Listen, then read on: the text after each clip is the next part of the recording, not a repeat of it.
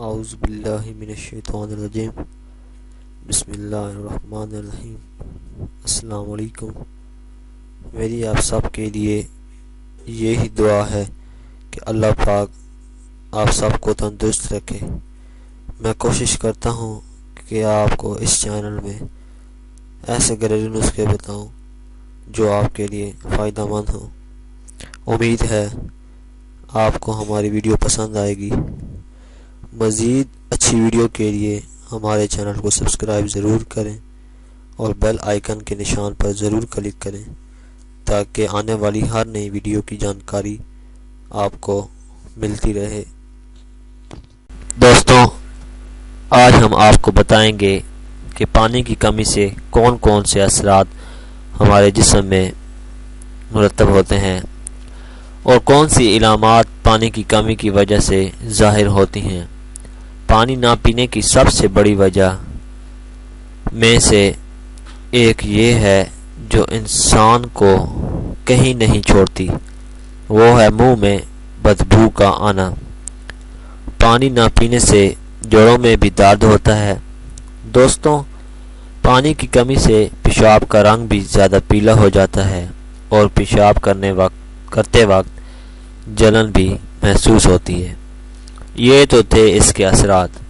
اب ہم آپ کو بتائیں گے کہ کس وقت اور کیسے پانی کا استعمال کیا جائے جس سے ہمیں فائدہ حاصل ہو۔ ہمیں روزانہ کی ڈائٹ میں 4 سے 5 لیٹر پانی کا استعمال کرنا چاہیے۔ دن میں 3 سے 4 مرتبہ ایک گلاس میں لیموں ڈال کر پیے جائیں۔ یہ ہمارے جسم میں انرجی فراہم کرتے ہیں۔ پانی ہمیشہ بیٹھ کر پیا جائے کیونکہ یہ سنت بھی ہے اور اس کے فائدے بھی بہت ہیں۔